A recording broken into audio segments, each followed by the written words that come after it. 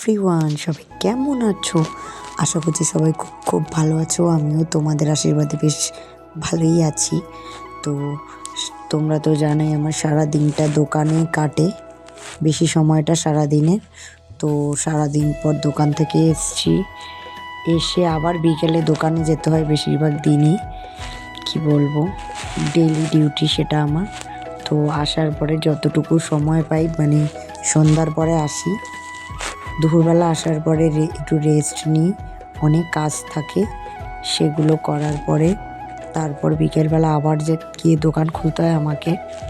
কারণ আমার বর যেহেতু লেট করে বাড়ি আসে, কাজ লেট করে মানে কাজ শেষ হয় আর কি, ও যেই কাজ করে একটু দেরি করেই ছুটি হয়, তাই বেশিরভাগ দিনটা আমাকেই দোকান খুলতে লাগে।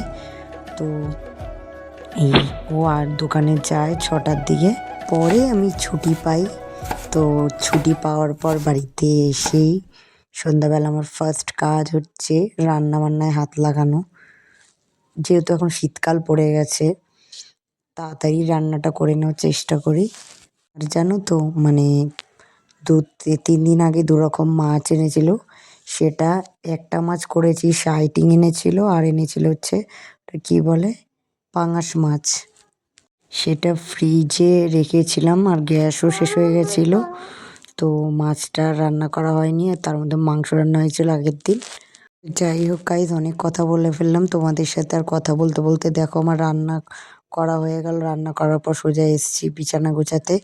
এই দেখো, দেখেছো, ভুলেই গেছি যে কি কি রান্না করলাম বলতে তোমাদের। রান্না করেছিলাম হচ্ছে 2 পিস শাইটিং মাছ ছিল।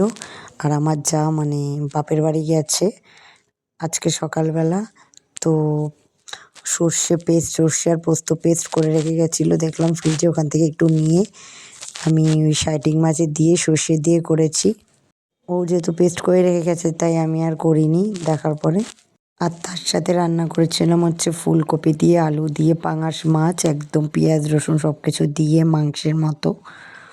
তোমাদের তো বললামই শীতকালে তাড়াতাড়ি রান্না বান্না করে একটু তাড়াতাড়ি ঘুম পাড়িয়ে দিই আমার ছেলেকে, নালে আবার অসুবিধা হয়ে যায়, বাচ্চা মানুষ তো সকালবেলা উঠতে লাগে, পড়তে বসাতে লাগে রান্না করার পর আমার দোকানে যাওয়ার আগে।